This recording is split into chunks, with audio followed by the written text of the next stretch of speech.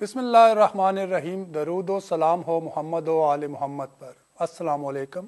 بیست خبر نامہ میں خوش آمدید۔ نظر ڈالتے ہیں 12 جنوری کی اہم ملکی اور عالمی خبروں کی شہ سرخیوں پر۔ پاکستان میں کرونا وائرس کی دوسری لہر جاری ہے اور گزشتہ 1.5 ماہ میں فعال کیسز میں کمی کا رجحان دیکھا گیا ہے، تاہم اب بھی یومیہ نئے کیسز اور اموات رپورٹ ہو رہے ہیں۔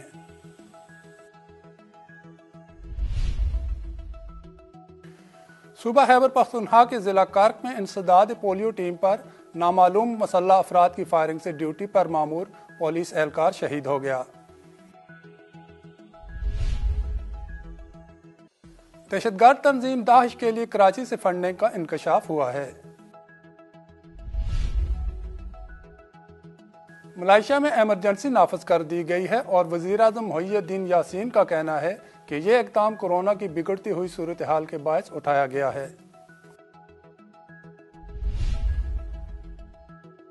یمن میں تعینات اسلامی جمہوریہ ایران کے سفیر نے کہا ہے کہ امریکہ از خود کوئی ارادہ نہیں رکھتا اور اس نے غاصب صہیونی ٹولے کے دباؤ میں آ کر یمن کی تحریک انصار اللہ کو دہشت گردوں کی فہرست میں شامل کیا ہے۔ فلسطینی مرکز برائے دفاع اراضی و صہیونی آبادکاری مخالف مزاحمت نے اپنی تازہ رپورٹ میں انکشاف کیا ہے کہ امریکہ میں ڈونلڈ ٹرمپ کے اقتدار کے آخری ایام میں فلسطین میں صہیونی آبادکاری اور توسیع پسندی میں غیر معمولی اضافہ ہوا ہے۔ نائجیریا کی تحریک اسلامی کے سربراہ آیت اللہ ابراہیم زکزاکی کی غیر قانونی گرفتاری اور انہیں برسوں سے جیل میں رکھے جانے کے خلاف عوامی مظاہروں کا سلسلہ جاری ہے۔ افغانستان میں خاتون فوجی اہلکاروں کو لے جانے والی فوجی گاڑی پر حملہ کیا گیا ہے، جس کے نتیجے میں 2 اہلکار جاں بحق اور 3 زخمی ہو گئی ہیں۔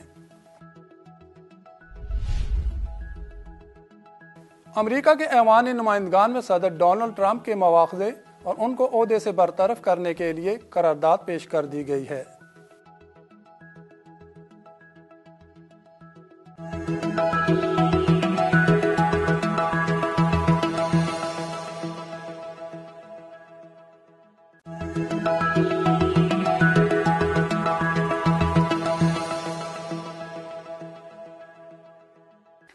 اور اب خبریں تفصیل کے ساتھ۔ پاکستان میں کرونا وائرس کی دوسری لہر جاری ہے اور گزشتہ 1.5 ماہ میں فعال کیسز میں کمی کا رجحان دیکھا گیا ہے، تاہم اب بھی یومیہ نئے کیسز اور اموات رپورٹ ہو رہے ہیں۔ ملک میں سرکاری سطح پر اعداد و شمار کے حوالے سے قائم کردہ پورٹل کے مطابق ملک میں گزشتہ 24 گھنٹوں میں کرونا وائرس کے مزید 2408 کیسز سامنے آئے، جبکہ 41 افراد زندگی کی بازی ہار گئے۔ تاہم 3606 لوگ خوش نصیب تھے جو اس وبا سے شفا یاب ہوئے۔ یوں اب تک ملک میں کرونا وائرس سے متاثرہ افراد کی تعداد 5,06,700 ہو گئی، جس میں سے 91% یعنی 4,61,977 مریض صحت یاب ہو گئے، جبکہ اموات کی تعداد 10,717 تک پہنچ گئی ہے۔ اس طرح ملک میں فعال کیسز کی تعداد 34,007 رہ گئی ہے۔ رپورٹ کے مطابق نومبر 2020 میں مجموعی کیسز کی تعداد 50,000 سے تجاوز کر گئی تھی، تاہم اس کے بعد اس میں کمی آنا شروع ہوئی اور پیر تک ملک بھر میں فعال کیسز 35,246 تک پہنچ گئے تھے۔ صوبہ خیبر پختونخوا کے ضلع کرک میں انسداد پولیو ٹیم پر نامعلوم مسلح افراد کی فائرنگ سے ڈیوٹی پر مامور پولیس اہلکار شہید ہو گیا۔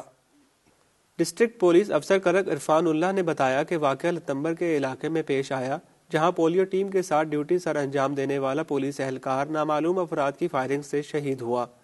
انہوں نے بتایا کہ واقعے کے فوری بعد علاقے میں سرچ آپریشن شروع کر دیا گیا، جبکہ انسداد پولیو مہم جاری ہے۔ دوسری جانب inspector general police Khyber Pakhtunkhwa doctor ثناء اللہ عباسی کا کہنا تھا کہ پولیس اہلکار کو شہید کرنے والے ملزمان کو جلد گرفتار کر لیا جائے گا۔ دہشت گرد تنظیم داعش کے لیے کراچی سے فنڈنگ کا انکشاف ہوا ہے۔ ذرائع سی ٹی ڈی کے مطابق کاؤنٹر ٹیررزم ڈپارٹمنٹ نے فرانسک رپورٹ کے بعد مقدمہ درج کر لیا۔ عمر بن خالد کو دسمبر 2020 میں طارق روڈ سے حراست میں لیا گیا تھا۔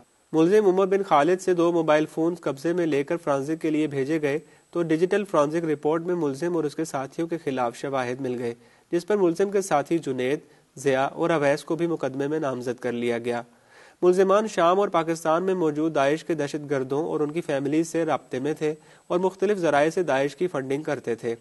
اس فنڈنگ کو شام اور ممکنہ طور پر پاکستان میں دہشت گردی کی کارروائیوں میں استعمال کیا جا رہا تھا۔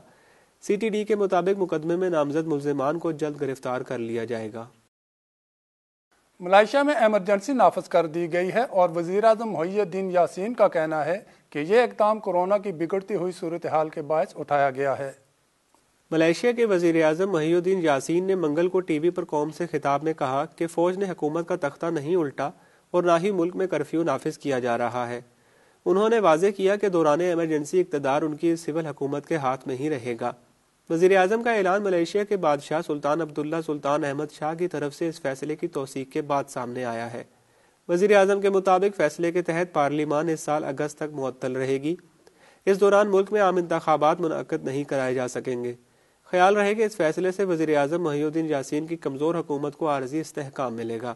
ملائیشیا میں ہنگامی صورتحال کا اعلان غیر متوقع تھا۔ اس سے ایک روز پہلے پیر کو وزیر اعظم نے اعلان کیا تھا کہ بدھ سے ملک کے سب سے بڑے شہر کوالالمپور اور سرکاری دارالحکومت پتراجایا سمیت 5 ریاستوں میں 2 ہفتوں کے لیے لاک ڈاؤن جیسی پابندیاں نافذ کی جا رہی ہیں۔ مبصرین کے مطابق ملک میں کورونا کو جواز بتا کر ہنگامی حالات نافذ کرنے کے سیاسی محرکات ہیں۔ تجزیہ نگاروں کا کہنا ہے کہ حکومت میں شامل سب سے بڑی جماعت یونائیٹڈ ملیز نیشنل آرگنائزیشن وزیر اعظم سے ناخوش ہے اور حکومت سے علیحدگی اور نئے انتخابات کے مطالبے پر زور دے رہی تھی۔ تاہم وزیر اعظم نے ملک میں ایمرجنسی نافذ کر کے بظاہر اپنی حکومت کو گرنے سے بچا لیا ہے۔ یمن میں تعینات اسلامی جمہوریہ ایران کے سفیر نے کہا ہے کہ امریکہ از خود کوئی ارادہ نہیں رکھتا اور اس نے غاصب صہیونی ٹولے کے دباؤ میں آ کر یمن کی تحریک انصار اللہ کو دہشت گردوں کی فہرست میں شامل کیا ہے۔ ذرائع کے مطابق یمن میں ایران کے سفیر حسن ایرلو نے گزشتہ روز ایک ٹویٹ کرتے ہوئے لکھا کہ امریکہ از خود کوئی ارادہ نہیں رکھتا اور اس نے صہیونی دباؤ کے پیش نظر انصار اللہ کو دہشت گرد قرار دیا ہے، جبکہ یمن میں جاری مذاکرات کی ایک فریق یہی تنظیم ہے۔ سفیر ایران نے مزید لکھا کہ صہیونی ٹولے کو یمن کا امن و امان منظور نہیں ہے، مگر یمنی اور علاقائی اقوام تحریک انصار اللہ سے اپنی مزید حمایت کا اظہار کر کے اسے حیران کریں گے۔ ادھر حزب اللہ لبنان نے بھی امریکہ کے مذکورہ فیصلے کی مذمت کرتے ہوئے یمن کی تحریک انصار اللہ سے اپنی مکمل حمایت کا اعلان کیا ہے۔ حزب اللہ کے بیان میں آیا ہے کہ تحریک انصار اللہ اور اس کے سربراہ عبد الملک بدر الدین الحوثی اور ان کے مجاہد بھائیوں کو دہشت گردوں کی فہرست میں شامل کرنا ایک مجرمانہ اقدام ہے جس کا مقصد یمنی عوام کے بلند حوصلے کو کمزور بنانا ہے۔ حزب اللہ نے مزید کہا ہے کہ امریکہ کے اس اقدام سے یہ واضح ہوتا ہے کہ وہ ہر اس تنظیم یا شخص کو سزا دینا چاہتا ہے جو امریکہ کی توسیع پسندی کے مقابلے میں ڈٹا ہے اور غاصب صہیونی ریاست کے اقدامات اور اس کے ساتھ دوستانہ تعلقات کو برداشت نہیں کرتا۔ خیال رہے کہ اپنے آخری دن گن رہی امریکہ کی ٹرمپ انتظامیہ کے وزیر خارجہ مائک پومپیو نے پیر کے روز امریکی کانگریس کو ایک خط لکھ کر تحریک انصار اللہ کو دہشت گرد قرار دیے جانے پر مبنی اپنے فیصلے سے آگاہ کیا ہے۔ ایسے حالات میں امریکی وزیر نے دفاع وطن میں مصروف یمن کی عوامی و انقلابی تحریک انصار اللہ کو دہشت گرد بتایا ہے کہ سعودی عرب اور اس کے اتحادی امریکہ اور بعض یورپی و مغربی ممالک کی حمایت کے زیر سایہ گزشتہ 6 برسوں سے یمن کو وحشیانہ جارحیت کا نشانہ بنائے ہوئے ہیں اور اس دوران اب تک ان کے براہ راست حملوں سے 17,000 سے زائد یمنی شہری شہید، دسیوں ہزار زخمی اور لاکھوں دربدر ہو کر بے سر و سامانی کی زندگی گزارنے پر مجبور ہو چکے ہیں۔ فلسطینی مرکز برائے دفاع اراضی و صہیونی آبادکاری مخالف مزاحمت نے اپنی تازہ رپورٹ میں انکشاف کیا ہے کہ امریکہ میں ڈونلڈ ٹرمپ کے اقتدار کے آخری ایام میں فلسطین میں صہیونی آبادکاری اور توسیع پسندی میں غیر معمولی اضافہ ہوا ہے۔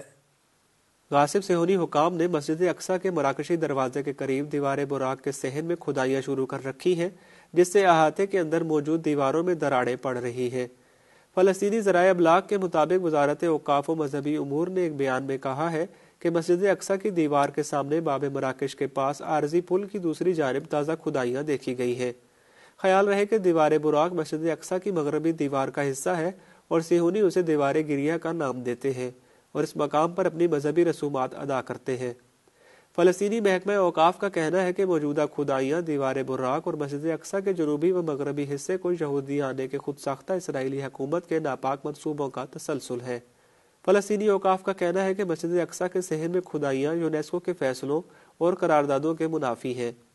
ادھر مسجد اقصیٰ کے جنوب میں وادی الربابہ نامی کالونی میں بھی کھدائیوں اور تخریب کاری کی کوششیں کی گئی ہیں۔ یہ کارروائیاں صہیونی فوج کی فول پروف سیکیورٹی میں انجام پائی۔ نائجیریا کی تحریک اسلامی کے سربراہ آیت اللہ ابراہیم زکزاکی کی غیر قانونی گرفتاری اور انہیں برسوں سے جیل میں رکھے جانے کے خلاف عوامی مظاہروں کا سلسلہ جاری ہے۔ اطلاعات کے مطابق نائجیریا کے دارالحکومت ابوجا میں معروف تحریک اسلامی کے حامیوں نے سڑکوں پر نکل کر ایک بار پھر اپنے رہنما اور قائد آیت اللہ ابراہیم زکزکی کی فوری رہائی کا مطالبہ کیا۔ شیخ ابراہیم زکزکی کی تصاویر اٹھائے مظاہرین نے حکومت سے مطالبہ کیا کہ وہ انہیں بلا قید و شرط فوری طور پر رہا کرے۔ خیال رہے کہ نائجیریا کی عدالت عظمیٰ کے فیصلے کے باوجود گزشتہ 5 برسوں سے آیت اللہ ابراہیم زکزکی اور ان کی اہلیہ غیر قانونی طور پر جیل میں قید ہیں اور ان کی جسمانی حالت بڑی تشویشناک ہے۔ 13 دسمبر 2015 میں نائجیریا کی فوج نے ان کے دینی مرکز پر حملہ کر کے سینکڑوں افراد کو شہید و زخمی کر دیا تھا، جبکہ خود آیت اللہ زکزکی کو ان کی اہلیہ کے ہمراہ زخمی حالت میں اٹھا کر جیل میں ڈال دیا گیا تھا۔ نائجیریا فوج کی اس وحشیانہ بربریت میں شیخ زکزکی کے 3 جوان بیٹے بھی شہید ہو گئے تھے۔ افغانستان میں خاتون فوجی اہلکاروں کو لے جانے والی فوجی گاڑی پر حملہ کیا گیا ہے، جس کے نتیجے میں 2 اہلکار جاں بحق اور 3 زخمی ہو گئی ہیں۔ اطلاعات کے مطابق صوبے بلخ کے دارالحکومت مزار شریف میں خاتون فوجی افسران اور اہلکاروں کو لے کر جانے والی فوجی گاڑی پر مسلح افراد نے اندھا دھند فائرنگ کر دی۔ فائرنگ کے نتیجے میں 2 خاتون اہلکار جاں بحق اور 3 زخمی ہو گئی۔ اہلکاروں کو اسپتال لے جایا گیا، جہاں ایک زخمی کی حالت نازک بتائی جا رہی ہے۔ حملے میں مرد ڈرائیور بھی زخمی ہوا ہے۔